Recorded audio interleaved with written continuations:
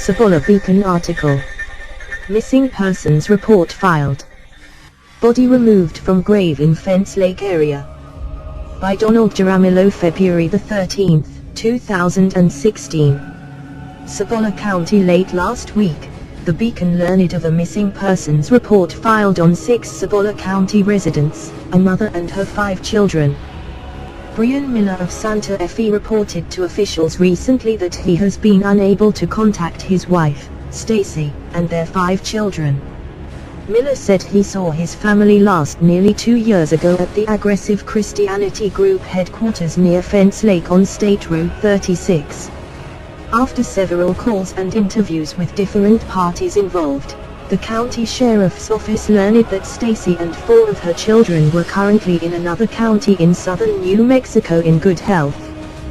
They also learned that Enoch, the Miller's first child who was born in the Aggressive Christianity headquarters, had died 2 years ago.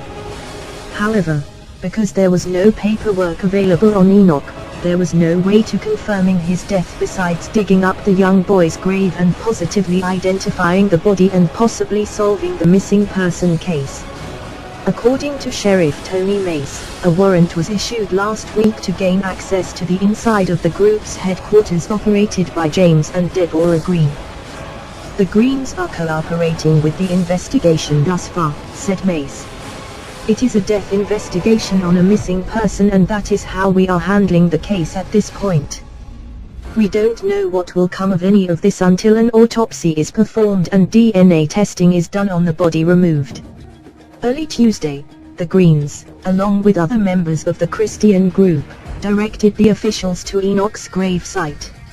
Late Tuesday, and after many hours of digging nearly 6 feet deep, a small body was removed from the site and was immediately taken to OMI offices in Albuquerque. The State Police Crime Scene Unit was on site to remove the body. There was also a representative from UNM's archaeological team on site during the body removal. We are looking for positive identification of Enoch, said Mace, and his cause of death.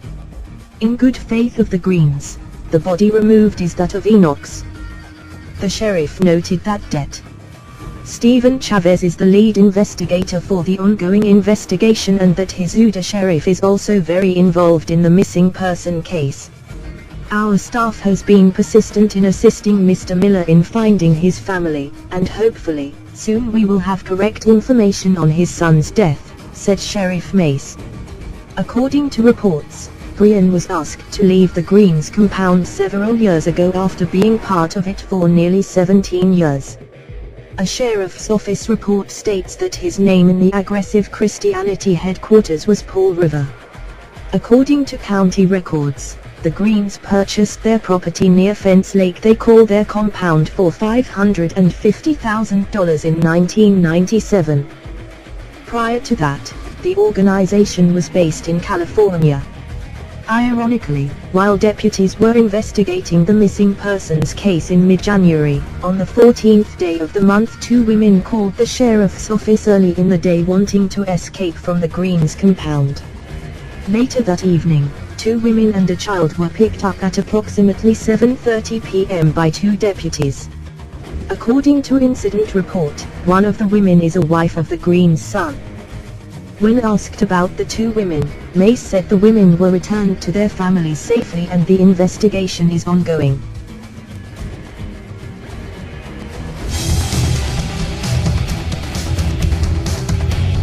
Response from Battle Cry Sounding News. Dear editor and reporter Donald Paramio. This letter is written in response to an article which appeared in your paper, the Cibola Beacon, on February 13, 2016. In such article you mentioned that a missing persons report was filed by Brian Miller of Santa Fe, New Mexico regarding his family he reports as missing. The reality is that Mr. Miller is a deadbeat dad, and gave no contact nor support to his family for 2.5 years after he walked out of the residence of Generals James and Deborah Green after they sought to get him to seek medical help for a genetic medical condition that was reported to the Greens by his biological family. Mr. Miller left after several physical assaults on other much older residents. When the Greens talked with Brian and his wife, he refused to seek medical help and refused to return to his biological family, even though the Greens asked him to repeatedly, and offered to buy him a ticket. He went to Grants, New Mexico, where he did not consult with the Cibola County Sheriff's Office at that time if he was concerned with the conditions of his deserted family. From reports later given to the Greens, he stayed in Grants for approximately 3 weeks before moving to Santa Fe, New Mexico. He has not, to date, sought medical attention for the condition which is known as Huntington's disease and has a wide variety of symptoms and can easily be resident in his 4 remaining children. He did not make attempts to contact his wife or children prior to his report to the Cibola County Sheriff's Office that they were missing. He is the one who has been missing from their lives and left his wife and children stranded at the Greens' home and offered no means of support to them during that time, either financial, medical, emotional or spiritual. Mrs. Miller was left at the charity of the Greens and others until she relocated in September to her new home in New Mexico. She and her children are doing well and are thankful to be out of the reach of Mr. Miller's lies and intimidation. Mrs. Miller is frightened of her former husband, as he is verbally abusive and has even threatened her with physical violence with a knife. The Greens gave to the Cibola County Sheriff's Office, Lieutenant Harry Hall, a video recording of the interview between the Greens and Mr. Miller on the day he walked out of the Greens' residence. To this date, not one of the parties who have questioned the Greens from the Cibola County Sheriff's Office has admitted to watching the video in which Mr. Miller confesses that he is a liar and a thief and also uses manipulation and intimidation on others to get his way. In other words, Mr. Miller confesses to having a very questionable character, yet the Cibola County Sheriff's Office is refusing to consider that in this situation. Secondarily, in your report you mentioned that 2 women escaped from the compound and were given a ride by 2 deputies and returned to their families. Joshua Green, son of the Greens, reported to the Cibola County Sheriffs after waiting to see if Jamie Bridgewater would give him a call or send a letter regarding their son, Ezekiel Honesty Green. To date, she has not made any contact and has committed what some states evaluate as parental kidnapping. The 1-year-old child was reported missing to Detective Stephen Chavez on Friday, February 5. Mr. Chavez failed to advise the Greens that he knew of the woman's escape and denied any knowledge of the child's whereabouts. Are the Cibola County Sheriffs aiding and abetting parental kidnapping and child abduction? Furthermore, the Sheriff's Office claims these women were turned over to their families. The one woman, An Cu, age 33, is the daughter of Vietnamese refugees. She claims her biological father would murder her if she were returned to her parental home in Orlando, Florida, where she lived as a long-term homeless person. Up until the time she initially contacted the Greens, she lived in her wheelchair, which she left at the Greens' residence. Her chair was urine-soaked and filthy at the time she came to the Greens' home. At the time An Cu arrived at the Greens' residence, which was approximately 2.5 years ago, she was wheelchair-bound and had to be lifted physically from her chair, and through nourishing diet, rest, and assisted living care, lots of love and prayers, given freely by the Greens and other residents, she gained strength in her legs enough to ambulate with the assistance of crutches which were given to her free of charge by the Greens. She has no income and has proudly stated she did not need her Social Security pension, which she stopped getting years before in Florida. She retold of her street life, many nights in rain, wind, etc., oftentimes not eating for 2 or 3 days, and not able to reach a bathroom in time as she lived on the streets. The other woman, Jamie Bridgewater, an alien from St. Kitts Island in the Caribbean, was living in Brooklyn, New York. She had been through Hurricane Sandy and was frightened and alone, or so she claimed. At the time she left her job and apartment there to join the Greens in New Mexico. She later pleaded and begged the Greens' son to marry her, declaring that God demanded her to be with him. It was later disclosed by Jamie Bridgewater that she owed upwards of $100,000 in personal debts, of which the Greens initially had no knowledge. Did she use them as a hideout from her debts in New York? Both women had extensive correspondence with the Greens prior to coming to New Mexico, and both were aware that the Greens had been persecuted by a lying messenger of former years, Maura Schmeierer of California, who has made it her lifelong vendetta to destroy the Greens.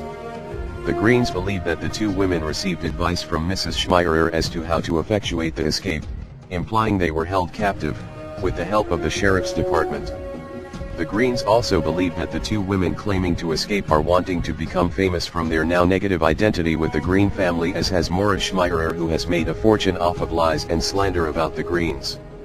However, no one needs to escape from the Greens' home, as the front of the property is open to the highway and the only gate is a cable which can easily be stepped over or ducked under. Incidentally, the Greens regularly offer to buy tickets out for anyone who is discontented at the residence. If indeed the child in question has been turned over to Ms. Bridgewater's family, that means that the child was illegally smuggled out of America without a U.S. passport and without permission of his biological father.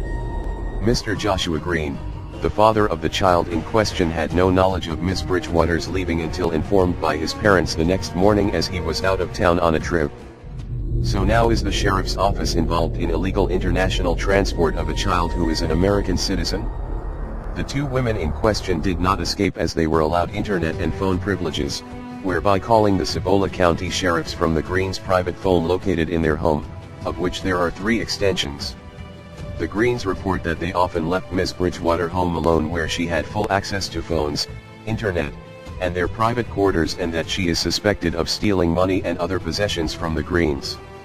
James and Deborah Green report that they are shocked that the Cibola County Sheriff's Office hid the existence of the whereabouts of their grandchild and were advised there was nothing they, the sheriffs, could do. So, Mr. Miller is given great credibility because he walked out on his family, deserting his own children and leaving them and his wife penniless. And then Mr. Joshua Green, grieving over his baby, is advised that the Cibola County Sheriff's Department can do nothing for him, when they have aided the parental kidnapping of the baby in question, and possibly assisted in international child smuggling and trafficking. The Greens are absolutely appalled and shocked at the apparent negligence of the Cibola County Sheriff's Office, as they state that they have faithfully paid property taxes in Cibola County since the mid-90s, and that Mr. Miller has contributed nothing to the county whatsoever, and he is being treated as royalty, and the Greens are scorned. The Greens are aware that there is an ongoing investigation regarding the death of Enoch, Mr. Miller's oldest child, who died presumably of the flu during the epidemic of 2014. Mrs. Miller, in following her husband's pattern of no medical help, chose not to take the child to medical facilities, although the Greens repeatedly asked her to consider such action.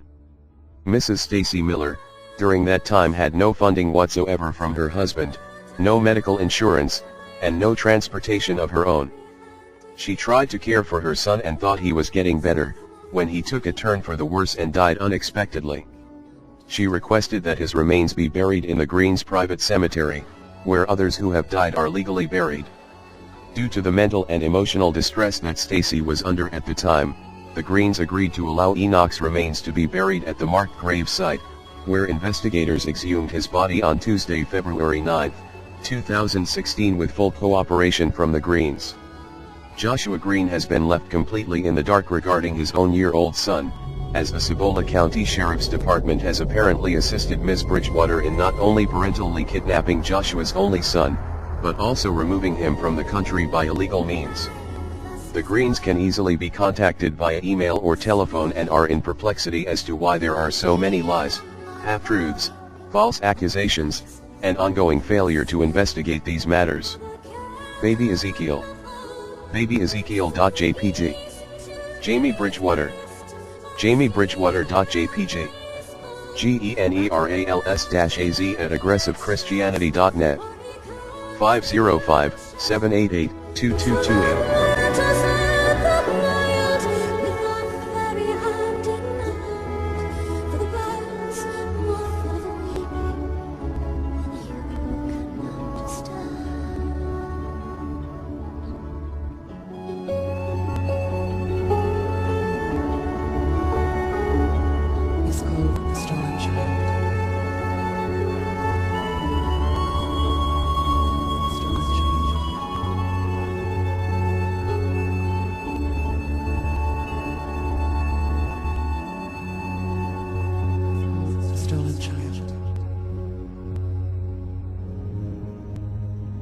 Please remember me. Please remember.